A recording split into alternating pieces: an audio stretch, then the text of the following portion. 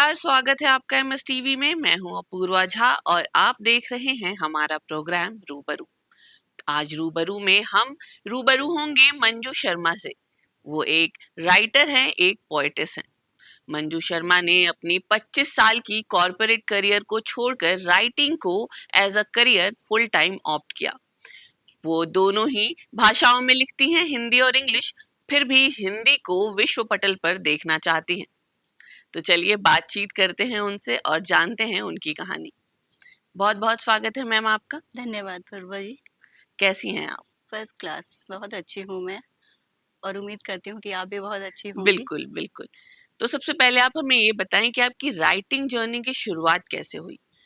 Writing journey की शुरुआत मेरी ऐसे हुई कि मेरे जो भी विचार आते थे या मुझे कुछ भी लिखना होता, मतलब कुछ भी सोचना होता था, मैं उनको जॉट डाउन कर देती थी।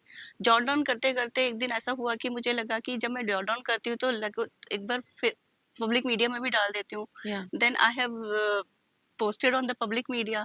कुछ एक दो लोगों ने लाइक किया, अच्छा लगा, कुछों ने मुझे एक्सेप्टेंस दी कि मैडम आप अच्छा लिखती हैं, लिखते जाइए। लिखती रही, 1 साल बीता, 2 साल बीता, कॉर्पोरेट वर्ल्ड में थी। करते करते फिर कई कई लोगों ने मुझे बोला कि मैडम आपका तो अच्छा लिखना है, आप अपना अपना खुद का क्यों नहीं शुरू करती। जी बहुत थॉट दिया, काफ़ी दिन हो गए थे कॉर्पोरेट करियर में रहते हुए और थोड़ा चिक चिक बाजी सब कुछ जगह पे होती रहती थी, तो मैंने जी बोला बिल्कुल। नहीं, बहुत दूसरों के लिए जी ली, अब खुद के लिए जीना भी बहुत ज़रूरी है। Then I have started my writing career और 2016 में आई हैव 17 में I have started it hmm. And it's been almost 8-9 years या I am writing it. So 25 साल का कॉर्पोरेट करियर था आपका, तो बहुत एस्टेब्लिश्ड होंगे आप वहाँ पे। फिर उसको छोड़ के कुछ और राइटिंग जैसी चीज लोग जल्दी जाना नहीं चाहते हैं, या फिर लोग हॉबी की तरह कंसिडर करते हैं, राइटिंग को साइड में करते हैं। तो उसको चुनना, उसको ऑप्ट करना फुल टाइम, ये कितना चैलेंजिंग रहा आपके लिए? चैलेंजिंग मेरे लिए बहुत ज़्यादा रहा और अभी तक भी चैलेंजिंग है, बट वो कहते हैं ना कि हर चीज़ जो होती है वो ऊपर वाले ने निर्धारित करी हुई होती है। बिल्कुल। जो कुछ भी है, इट इज़ एवरीथिंग इज़ प्रीडेस्टिन्ड। कब कहाँ किस मोड़ पर आपको कहाँ जाना है वो सब कुछ लिखा हुआ है। तो वो मेरे लिए भी एक ऊपर वाले का ये था कि मुझे उन्होंने गाइडेंस दी कि नहीं तुम्हें अब इस तरफ निकलना है और निकली। और वो इतना चैलेंजिंग था, ठीक है, पहले जब मैं कॉर्पोरेट करियर में थी एक पे स्केल आता था, सब कुछ था, एवरीथिंग इज़ फाइन। नाउ वो चीज़ खत्म हो गई है, अब स्ट्रगल है थोड़ी-सी, लेकिन जी धीरे-धीरे वो भी खत्म हो जाएगा क्योंकि जभी भी कहीं नई शुरुआत करते हैं तो रास्ते में पत्थर तो आते बिल्कुल ही हैं बहुत बिल्कुल। सारे और उनको आगे निकलते हुए ही आगे मज़ा आ रहा है लिखने में बहुत ज़्यादा। तो आपकी पोएट्रीज और जो स्टोरीज होती हैं, तो इनकी इंस्पिरेशन आप कहाँ से लेते हो? ये रियल लाइफ इंस्पिरेशन होती है या इमेजिनेशन होती है? It's real life inspirations, most of the real life inspirations. Imaginations तो अगर जैसे प्यार के बारे में लिखना हो, यू कैन इमेजिन दैट। और या कुछ ऐसा लिखना हो जिसमें आप सोचते हो कि मैं चाहती हूँ कि ऐसा होता, तो वो इमेजिनेशन होता है, but most of the time it is real time experiences experiences होती होते हैं। हैं। बिल्कुल। या आप हिंदी इंग्लिश दोनों में लिखती यस। हैं, लेकिन आप हिंदी को ग्लोबल लेवल पे देखना चाहती हैं, इसके पीछे की क्या सोच है? क्योंकि हमारा मदर टंग हिंदी है जी और इंग्लिश तो हर कोई बोलता है, मैं भी बोलती हूँ इंग्लिश, हर कोई। बट अगर आप दूसरे देश में जाते हो तो हिंदी वालों को बड़ी ना धिकारत वाली नज़रों से देखा जाता है। इवन अभी भी इंडियंस को भी काफ़ी मतलब एक अच्छी रेपुटेशन इवन नहीं दी दूसरे जाती है, स्टेट्स में दूसरे भी। स्टेट्स में भी होता है। जैसे अगर आपने देखा होगा साउथ में जाओ, साउथ इंडियन ही बोलते हैं, वो कभी भी हिंदी नहीं बोलेंगे, इंग्लिश नहीं बोलेंगे। तो अगर वो बोल सकते हैं तो हम अपनी हिंदी लैंग्वेज को एक इंटरनेशनल लेवल की क्यों नहीं बनाया जाए कि लोग उसको पढ़ें। और अब तो वो हो रहा है, अगर अभी आप देखो कि बुकर प्राइज़ मिला उसमें, हिंदी के लिए जी मिला, जी तो वो इसी तरह से मैं भी वही चाहती हूँ कि इंटरनेशनल लेवल तक ले जाया जाए उसको, हिंदी को। जी बिल्कुल। और मैं उम्मीद करती हूँ आपकी ये सोच वो काफ़ी आगे बढ़े, क्योंकि थैंक बहुत यू। अच्छी चीज़ है ये। धन्यवाद। एक कविता और कहानी लिखने में आपके हिसाब से सबसे अच्छी क्वालिटी क्या होती है कविता और कहानी की? कविता और कहानी की, देखो, कविता के अंदर तो ये होता है कि अगर आप कविता लिख रहे हैं और वो एक जिनके लिए भी लिख रहे हो आप उन तक पहुंचा रहे हो, उसके अंदर कोई आपका क्या बोलते हैं, कोई मोटो है, मेन मतलब मोरल है उसके अंदर, वो पहुंच रहा है और उससे अगर आपके कुछ सोसाइटी के अंदर कुछ चेंजेस आ रहे हैं जी सुनने के बाद, तो दैट इज योर सक्सेस कि yes you have achieve something. Stories में सच्चाइयाँ भी होती हैं और आप इमेजिनेशन भी देते हो। वो फ़िल्म जगत में चली जाती हैं, तो आपकी फ़िल्म्स वगैरह बनती हैं, तो वो भी आपका जब मोटिव है। अदरवाइज़ कहानियाँ तो आप ना जो दिमाग की उपज होती है वो होती है, लेकिन कविता जो होती है वो बहुत गहराई से अंदर एग्ज़ैक्टली। उतरती है। कई लोगों की अगर आपने जो लिखा होता है, कई लोग कहते हैं यार ये तो मेरे से लिंक करती है, ये तो मेरे से लिंक करती है, ये तो मुझसे लिंक करती है। तो बहुत सारी चीज़ें होती हैं जो कविता के थ्रू आप एक-दूसरे से लिंक करते हैं। कहानियाँ डिफ़र करती हैं, कहानियों में बहुत कुछ होता है लेकिन इतनी ईज़िली कम आउट नहीं होते हैं। एग्ज़ैक्टली। ये आपकी डेब्यू बुक थी शब्दावली एहसास ज़िंदगी ज़िंदगी के। की, यस। इसके बारे में कुछ बताएँ, इसके पीछे क्या इमोशंस थे आपके? उसके पीछे वही था जो कुछ मैंने लिखा था इतने दिन 2016 में जब जर्नी शुरू करी थी, उसमें जो लिखा था और वो लिखते-लिखते काफ़ी कुछ कलेक्ट कर चुकी थी। तो वो सब मैंने एक बुक के अंदर कंबाइन किया। उसके अंदर एक ये था कि उसके अंदर बहुत सारी पर्सनल चीज़ें थी, मतलब जो मैं सोचती थी पर्सनल, तब पर्सनल ज़्यादा था, इतना नहीं था, तो वो मैं सोचती थी लिख दी। इसी बीच हमारे घर में एक ट्रेजेडी हुई, मेरी सिस्टर का मतलब डेथ हुई। ओह! तो सो वो सॉरी। भी उसके अंदर मैंने लिखा, तो वो मेरी पर्सनल फीलिंग्स थी काफ़ी कुछ। तो मतलब काफ़ी जैसे ना सैडनेस, हैप्पीनेस सब कुछ मैंने उसके अंदर कंबाइन किया। तो मुझे लगता है जो मेरे अंदर की फीलिंग, जज़्बात जो थे वो सब मैंने उसके अंदर किया। That was my debut. उसके बाद मैंने धीरे-धीरे चेंज करना शुरू किया। अब जैसे मैं न्यूज़ में देखती हूँ कि इसके साथ ये हो गया, जैसे पहलगाम के ऊपर हुआ हुँ, या कभी किसी हथनी को मारा था उन्होंने, जी, किसी के, अब मैं उन सोशल कॉजेज़ के ऊपर भी लिखना शुरू कर दिया है। लेडीज़ के ऊपर लिखती हूँ काफ़ी कुछ। तो अब जी। वो थोड़ा पर्सनलाइज़ ना हट के सोशल में आ गई है। बिल्कुल, बिल्कुल। वर्ल्ड बुक फेयर में अपने बुक को शोकेस करना काफ़ी बड़ी चीज़ होती है। तो आपका एक्सपीरियंस कैसा रहा? एक्सपीरियंस? मैं तो सातवें आसमान पर थी। मुझे तो ऐसे लग रहा था जैसे एक छोटी बच्ची को बहुत मतलब सारा संसार मिल गया हो। मेरे लिए तो वो ऐसे था जैसे होता है ना, एक नया खिलौना मिला हो मुझे। आई वाज़ लाइक बोल नहीं सकते, वो फीलिंग में एक्सप्रेस नहीं कर सकती। You can see my face also. या यू लुक वेरी हैप्पी। सो कहीं अन कहीं एंथोलॉजी में सिलेक्टेड होना, आपका सिलेक्ट हुए आप, तो ये कितना स्पेशल ये कहीं न मोमेंट था? कहीं मेरे लिए बहुत स्पेशल रहा, बिकॉज़ कहीं न कहीं के थ्रू ही आज मैं यहाँ पर बैठी हूँ। मुझे जो मारवा स्टूडियो से जो शुरुआत हुई वो कहीं न कहीं के थ्रू ही, और उसके बाद तो मेरा करियर बहुत आगे बढ़ता चला गया और मुझे बहुत अच्छा पाथ मिला जिससे मैं आगे बढ़ती रही। तो वो वाला तो मेरा मतलब इट्स बोलते हैं change of the path, you can say it. आपको काफ़ी अवार्ड्स मिले हैं, जैसे सशक्त महिला सम्मान, सुभद्रा कुमारी चौहान अवार्ड और doctor Sarojini Naidu international award. तो इनके बारे में आप क्या कहना चाहेंगी? अवार्ड्स तो एक रिकॉग्निशन होता है, बट बहुत खुशी होती है अवार्ड्स मिलने पर। और जब अवार्ड्स मिलते हैं तो ऐसे लगता है कि हमने बहुत कुछ अचीव कर लिया, लेकिन हमेशा ग्राउंडेड रहना चाहिए, क्योंकि अवार्ड्स आपको आगे बढ़ने की प्रेरणा देते हैं, बट उसको मेंटेन करना बहुत बड़ा है। सक्सेस को एग्ज़ैक्टली। मेंटेन करना बहुत बड़ी चीज़ है। सक्सेस कोई भी अचीव कर लेता है, लेकिन उस लेवल तक रहना बहुत मुश्किल होता है। तो उसके लिए हमें हमेशा ग्राउंडेड रहना चाहिए और आगे काम करते रहना चाहिए, ताकि आप और आगे बढ़ सको और अवार्ड्स मिल सके। जहाँ जी, सुभद्रा कुमारी चौहान के बारे में आया, तो मैं आज स्पेशल उनकी एक कविता जो कि मुझे बहुत अच्छे बचपन से बिल्कुल, स्कूल में बिल्कुल। पढ़ती आई हूँ, और मुझे वो मतलब लगता था कि मैं उसको इसमें ज़रूर सुनाऊँगी।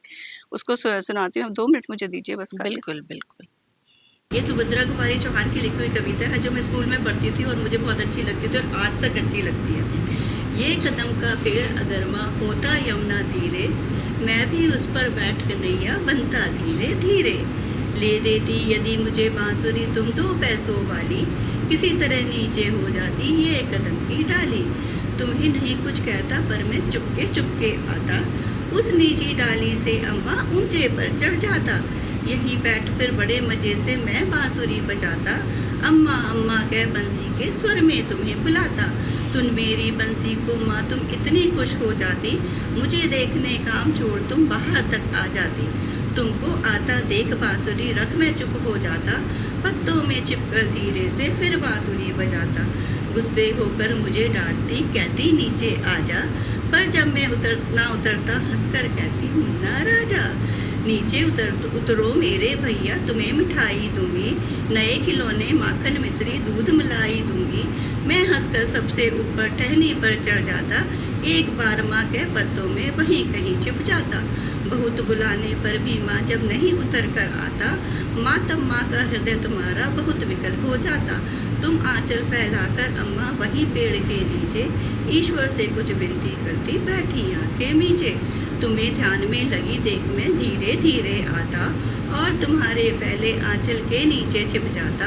तुम घबराकर आँख खोलती, परमा खुश हो जाती, जब अपने मुन्ने राजा को गोदी में ही पाती। इसी तरह कुछ खेला करते हम तुम धीरे धीरे, यह कदम का पेड़ अगर माँ होता यमुना तीरे। ये मैंने स्कूल में पढ़ी थी और मुझे आज तक बहुत अच्छी लगती है। पोएम सुभद्रा कुमारी चौहान जी की है। सुभद्रा कुमारी चौहान जी की कविताएं मैंने भी अपने स्कूल में पढ़ी हैं। सिलेबस का बहुत इम्पोर्टेंट हिस्सा रहा है। Yes yes. तो आप विचार विमर्श के थ्रू बच्चों को काउंसलिंग देती हैं, तो ये इनिशिएटिव शुरू करने से पहले के पीछे इंस्पिरेशन क्या थी? देखो बच्चे जो है हमारे आज के बच्चे जो हमारे कल का भविष्य हैं सारे, तो जो भी हम आज बच्चों को कुछ सिखाएंगे वो जाके हमारे देश के लिए उन्नति के लिए आगे आएगा।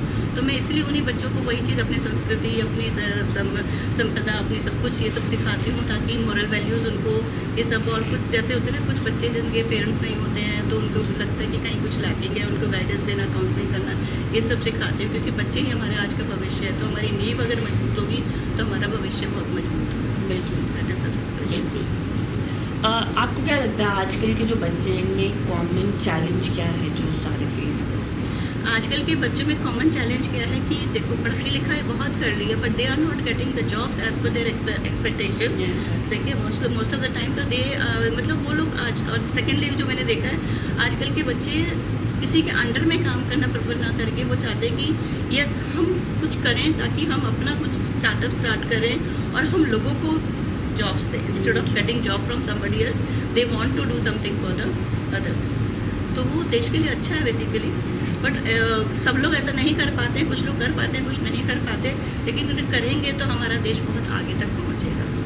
तो I give best of luck तुम डर कि भैया आगे बढ़ो, बहुत अच्छा है। इंडिया में तो जैसे मोदी जी भी कर रहे हैं लोकल वोकल फॉर लोकल, तो वोकल फॉर लोकल इसलिए। आजकल के डिजिटल एरा में आपको क्या लगता है रीडिंग राइटिंग से लोग कनेक्टेड हैं या फिर बहुत डिस्कनेक्टेड हो गए? आजकल के डिजिटल एरिया में अगर रीडिंग राइटिंग की बात करें तो जिन लोगों को इंटरेस्ट है रीडिंग राइटिंग के अंदर वो तो पढ़ ही रहे हैं, लेकिन उसमें बुक्स कहीं हद तक ख़त्म हो गई हैं, क्योंकि एवरीथिंग इज़ ऑन मोबाइल पे सब कुछ होता है। तो जो होता है ना कि नॉर्मल बुक्स होती हैं वो ख़त्म हो गई, लेकिन पढ़ने वाले पढ़ते हैं। जैसे मैं पढ़ती हूँ, मुझे है कि मुझे मार्केट जाना है तो 2 बुक्स परचेज़ करके लेके आना ही आना है, ठीक है, तो मैं खरीदती हूँ, मुझे शौक है बुक्स खरीदने का। तो आगे भी लोग कर रहे हैं, और अच्छा अगर करते रहेंगे तो डिजिटल एरा चल रहा है, कहीं ना कहीं जाके आगे जाके कोलैप्स भी हो सकता है। लेकिन जो बुक्स हमने रखी हुई हैं, जो पुराने जो ग्रंथ थे, सब कुछ थे, उसी वजह से हम आगे बढ़े हैं ना। अगर वो सब नहीं होते तो कैसे करते? तो बुक्स तो हमेशा आगे रहेंगी। बहुत सारे ऐसे रीडर्स भी हैं जो या तो किंडल किंडल पे पढ़ते हैं, तो रीडिंग की हैबिट तो है बट फिजिकल किताबें नहीं है। तो वो जब तक आप फिजिकल किताब नहीं लोगे ना तो वो एक फीलिंग नहीं आती कि यस यू आर रीडिंग। तो अगर आप वैसे करोगे तो आप इंस्टाग्राम को भी देख रहे हो तो you are reading reading only. But लेकिन अगर आप बुक बोलते हो तो बुक में एक स्टोरी शुरू होती है, कहीं जाके खत्म होती है, या पोएम शुरू होती है, कहीं जाके खत्म होती है, या कोई लेक्चर शुरू होता है, कहीं जाकर खत्म होता है। बट इसमें तो there is no end, you can scroll for 2-3 hours. Exactly. So youth को हिंदी से कनेक्टेड रहने के लिए क्या स्टेप्स लेने चाहिए? क्योंकि आपको भी पता होगा लैंग्वेज को हमारी सोसाइटी में एज वे ऑफ कम्युनिकेशन, मतलब कम्युनिकेशन के माध्यम की तरह नहीं देखते हैं उसको। एक अपने स्टैंडर्ड, हाई स्टैंडर्ड की तरह देखा जाता है। एक सोसाइटी में ऊंचे तबके से हम बिलोंग करते हैं, इस तरह से देखा जाता है। क्योंकि मैंने देखा है कि मोस्ट ऑफ द जो हाई सोसाइटीज़ होती हैं वहाँ पे अगर इंग्लिश में आप बात नहीं कर रहे हो, इसमें you are not their class, ठीक है, वो सुना है मैंने।